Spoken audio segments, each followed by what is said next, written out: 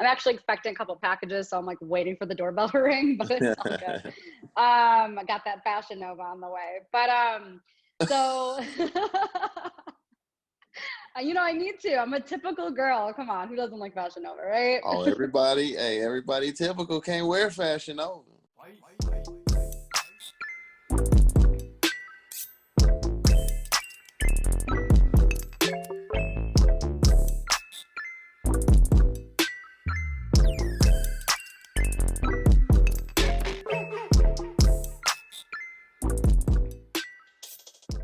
My next guest was the 2017 NBA Sixth Man of the Year and is the current shooting guard for the Houston Rockets, Eric Gordon. Welcome to the show. How are you doing? Everything's all good. Just right here in Houston, just been hanging and chilling. Hanging until I like Houston. I was actually there a couple weeks ago, and it was actually so much fun. I feel like it's really underrated. Very underrated. I mean, it has a lot going on for a big city, and it's a very fun environment. People don't really know about it, and people just call it. They just think Houston is just it's a very vibey city, and it's good for anybody. This city is a melting pot for everybody. I went to the Turkey Leg Hut, and I wish we had one here in Phoenix. It was so good. I should have brought one with me on the plane home because I was craving. I think I got the Hennessy glazed. Yeah, that was really, really good. Pretty good. And every place too has hookah. I'm a big hookah fan, so every place you go to, you can have hookah with breakfast, lunch, dinner. So it's definitely my kind of vibe out there too. So I know you were in the bubble, and I didn't really get to talk with you about that experience for you. So I just want to know first and foremost, what was the first thing you did when you came home from the bubble? Man, I just was able to. You just got to get around. I swear. I mean, I knew I stayed in Houston for a little bit, but just to get out and go around, people don't understand. Just going from hotel gym, just constantly, and we was doing that for months. And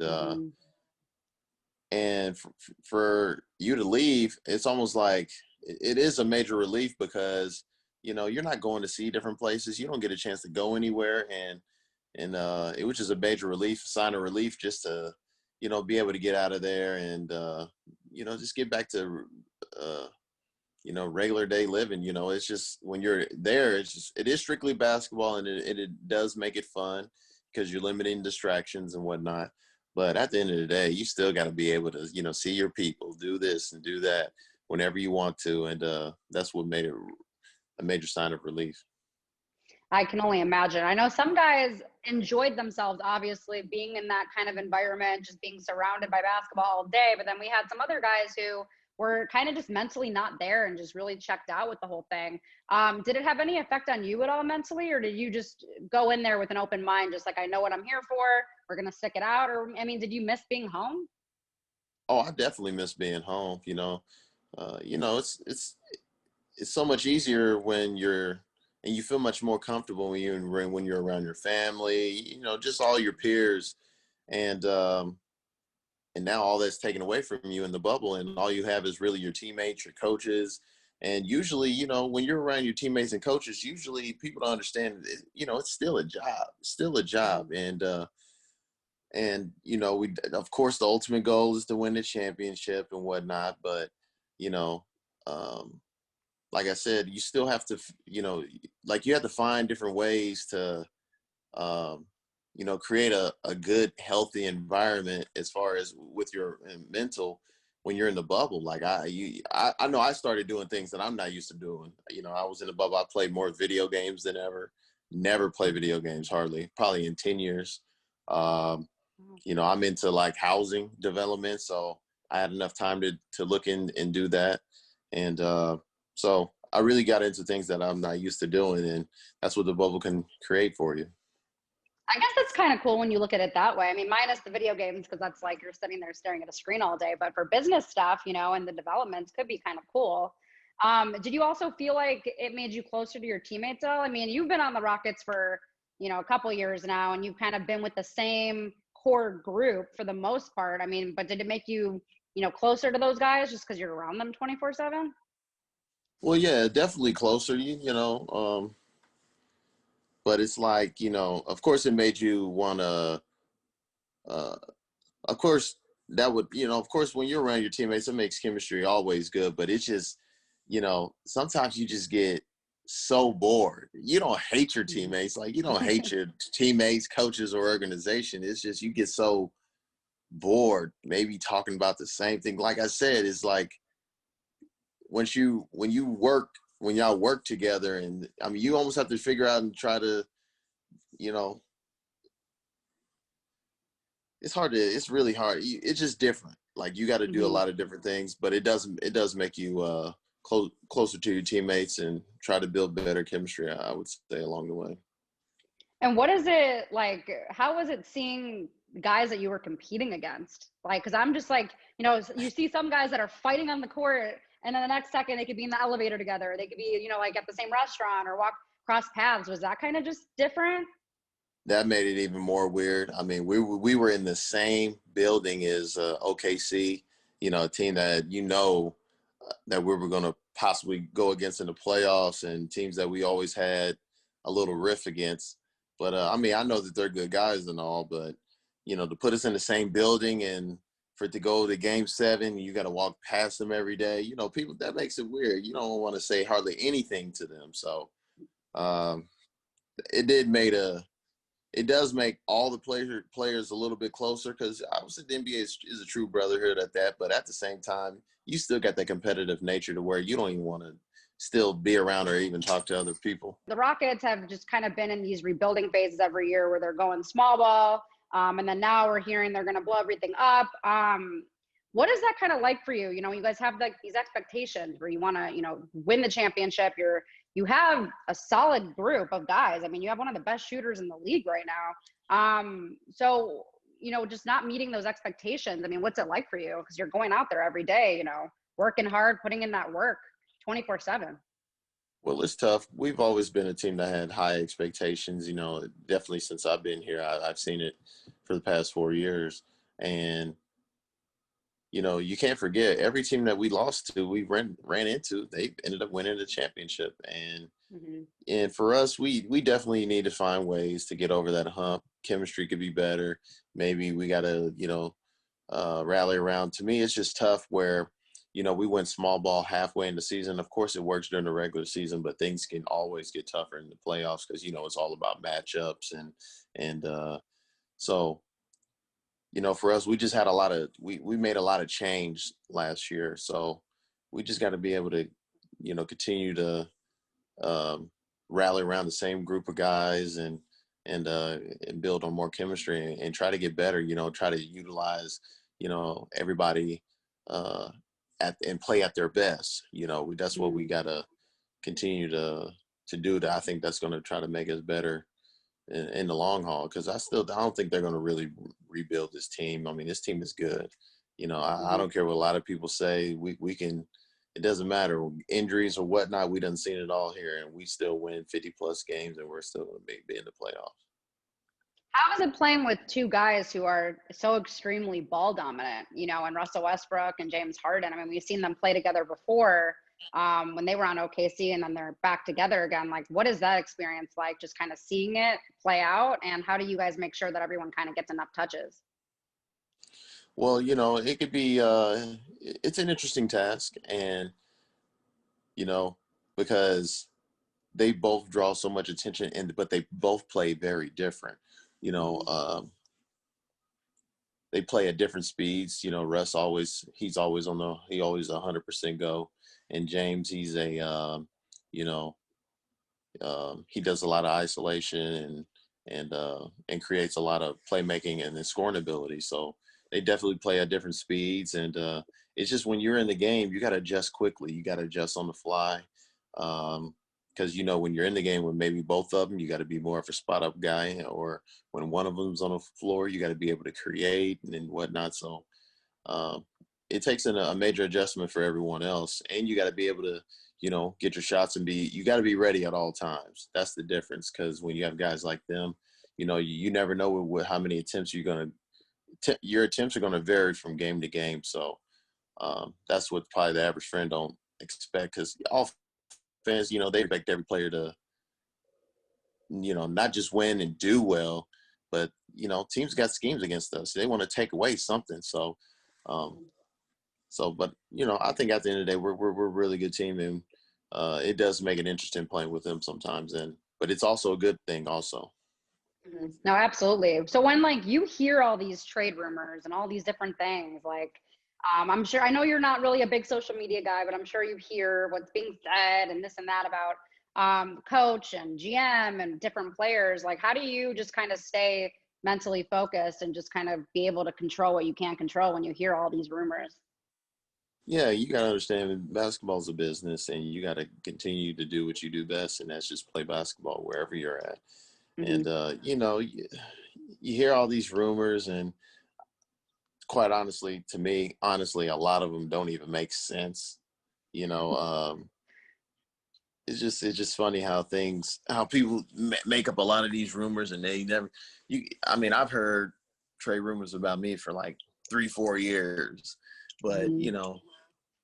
but they don't even know how much a team even value you or anything. It's just too much to me, and too much negativity in this world. Mm-hmm. But at the end of the day, you just got to continue playing basketball and move on, and just worry about what you and the team can do. And I know you've been in the NBA for quite some time now, and you played with a lot of good players. Who was kind of like a mentor to you, and who are you kind of mentoring right now? Who was kind of a mentor to me back Mm-hmm. in, ooh, you know what?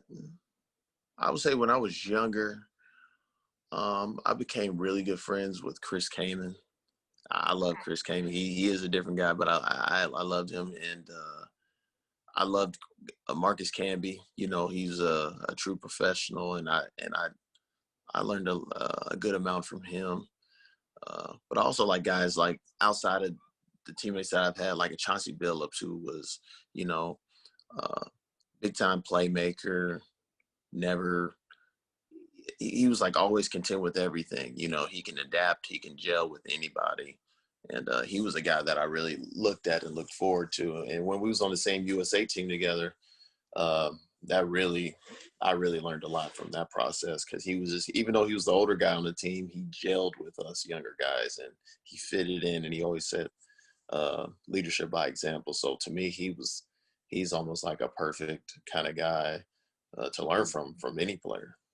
No, absolutely. Are there any guys that you're mentoring at all, or any young guys that maybe reach out to you for advice or anything like that? Oh yeah, for sure.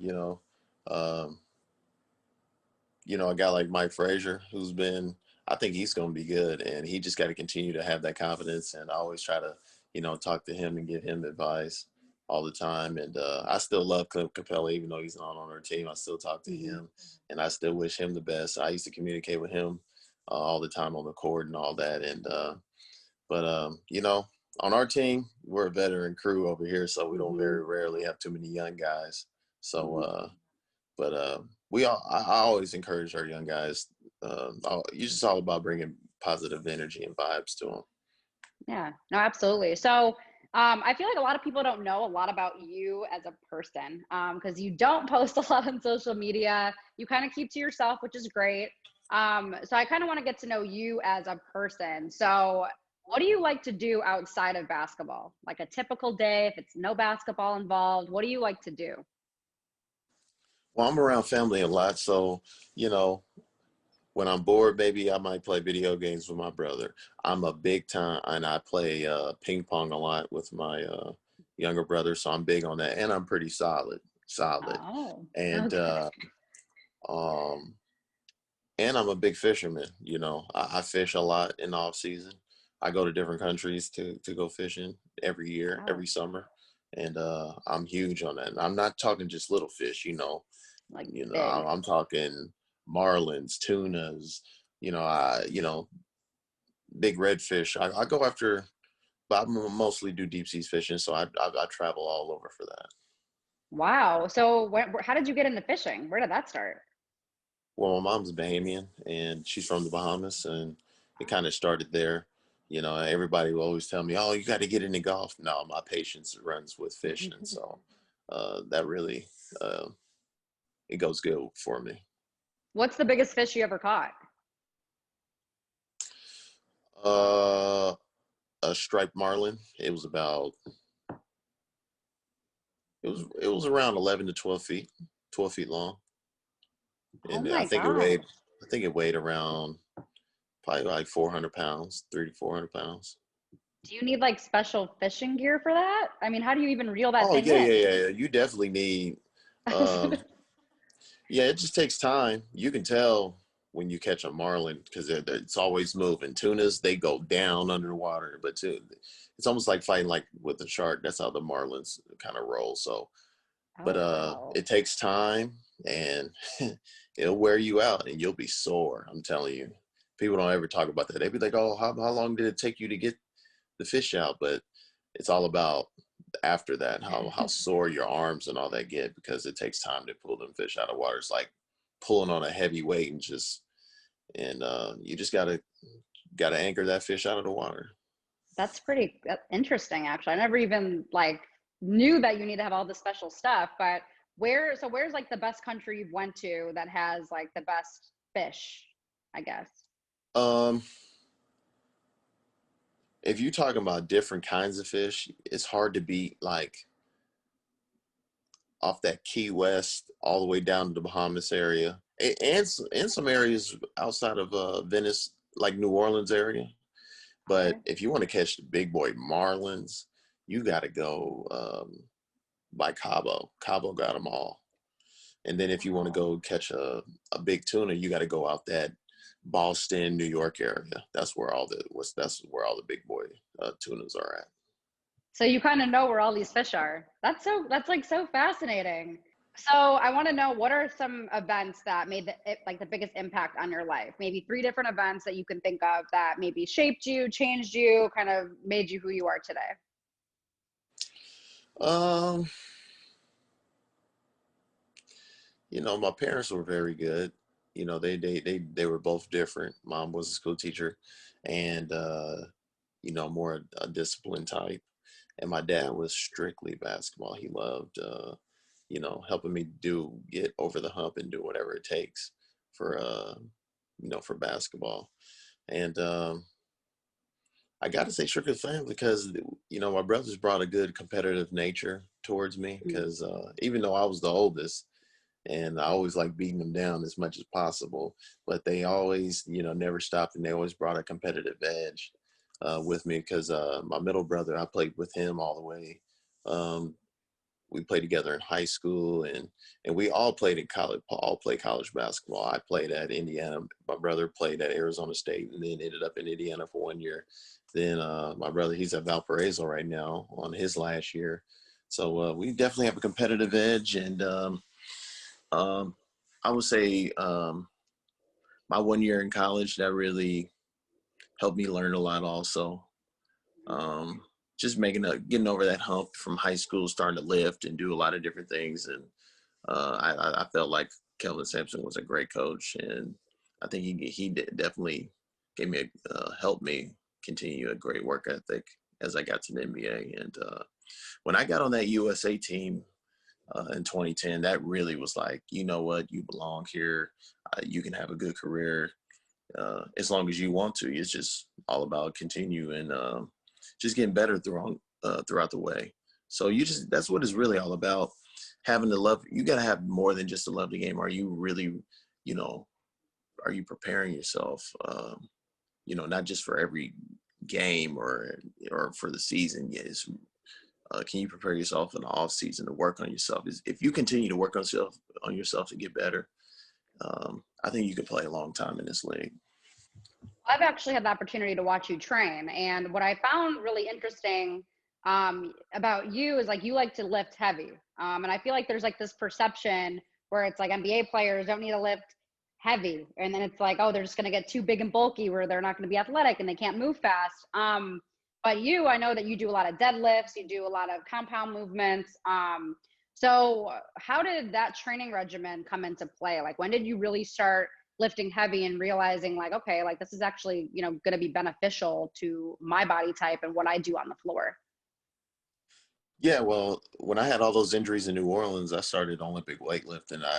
I started dealing with this a coach, and his name is Michael Casey out in LA, and really been training with him for a long time. And lifting heavy is, I mean, with me, it helped me because for one, I was strong, and and it taught me it kind of taught me was like, if you just stay strong and stay physically fit year round all the time, I mean, nothing can really damage you. And because I thought lifting was all about balancing your body, right? I mean, of course, you have to continue to do all the stretches and all the corrective stuff, but lifting heavy is going to get you over the hump, because when you lift, sometimes some of that stuff is you're stretching, you're strengthening, stretching, strengthening. And I'm big on being explosive. So if you if you lift load heavy, I mean, you're going to always keep that burst on you all the time. And what about diet? I know that you like to watch what you eat and you're very particular about that. What does your diet look like? Yeah, my diet's pretty good. I mean, I'm Yeah. not dialed in 100% all the time throughout the year, but I have to watch what I eat, or most people have to watch what they eat, because this game is going so fast. And of course, everybody has a lot of ability, God-given ability on the court, but eating is, I mean, the ultimate, because you can get injured, you can get heavier in no time. Like, if you eat bad, you're gonna feel that the next day. I mean, you're just gonna feel it. So eating is if you want to get rid of inflammation as much as possible, you got to eat right as much as possible. I'm with that 100%. Because me, if I smell food, I put on weight. So I'm constantly having to, I'm No, like a I'm the same way. I'm the low same carb way. kind of girl. I'm low carb. Are you low carb too? Oh, as much as possible. Yeah. Okay. So like a keto diet. What is the highest pressure situation that you faced and how did you handle it? Man, that's a tough one. I got all the tough Good ones. question. Thank you. Uh, that's a tough one. I think the toughest point in any career is, I mean, in basketball, is when you get to the playoffs, and teams and fans and everybody is zoomed on you, and the other team is actually trying to zoom and gear for you not to play well, and you try to figure out ways to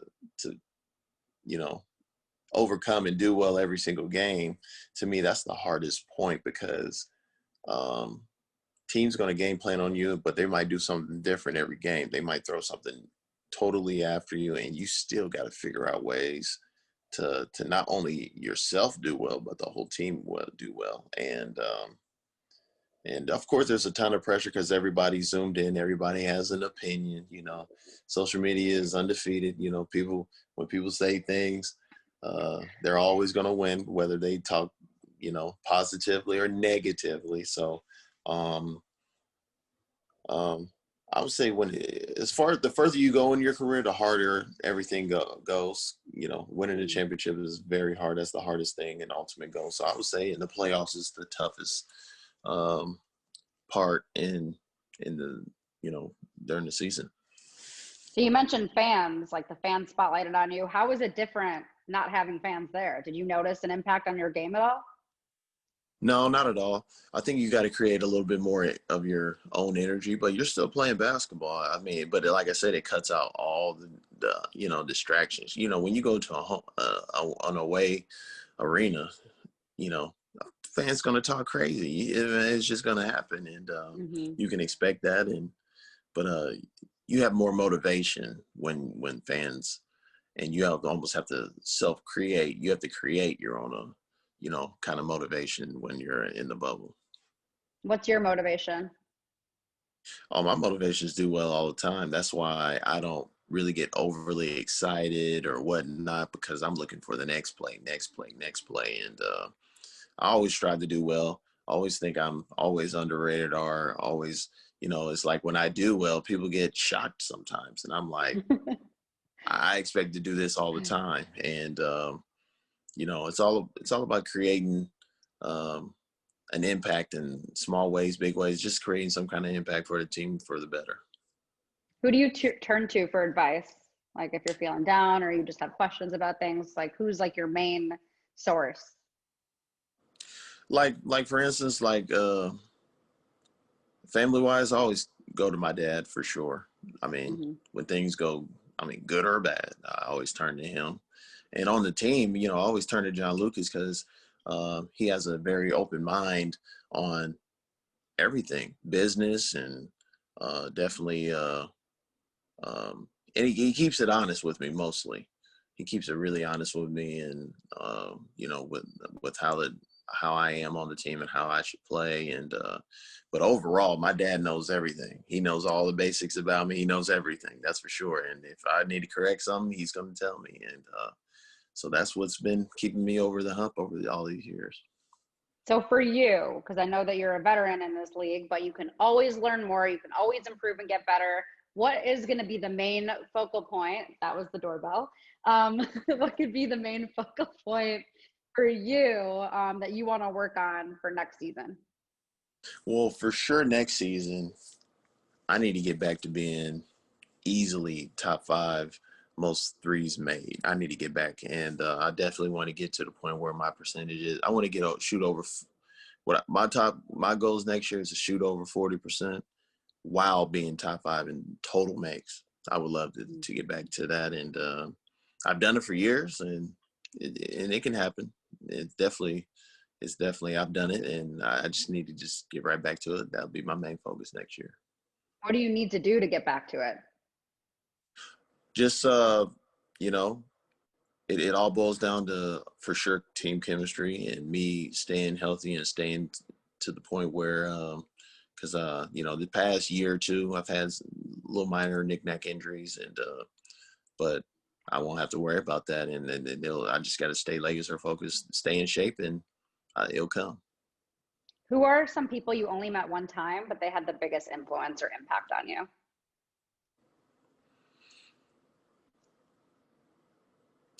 When I met Barack Obama, that made a major Oh impact. my God. When was that? 2 years ago. Yep, What two did you years ago. say? Well, of course, I wanted to ask him a lot of questions, but I didn't want to. But when I first met him, I was like, man, this dude, he knows. He's very upbeat. He knows what's going on. He's just not some older guy that was just, of course, he was president. But, most presidents, they know everything in general, but upbeat and so upbeat to know, you know, how your game is, and to know all the little, things and details. And of course he loves basketball, but there's a lot of people that love basketball but don't know what they're doing and what they're talking about. And he definitely knows. And of course he talks to a lot of guys throughout the league. And I just like how, very honest, and his leadership, you could just tell when to me, he's definitely one of the heroes of mine. And I just like how positive. Every time he talks, he gives you a positive feeling that everything's just going to be all right. Yeah, no, he seems like an amazing guy. What would you have wanted to ask him if you had to ask him one question? Well, I did kind of ask him about how he does his, leadership skills. How does he carry that over, not just for himself, because he kind of said like, you know, of course he has to talk like a leader, but he also has to provide that kind of leadership for everybody in the country. And of course I had many of questions um, for him, but I couldn't really pinpoint. But I really asked about his leadership because, um, he also has to be a leader for his family too. I know he Hmm. has the toughest job in the world, and for him to um, be a family man and also run the world too. That's just tough. If you can have dinner with any celebrity, so outside of Barack Obama, because we know that you definitely want to have dinner with him, who would you want to have dinner with?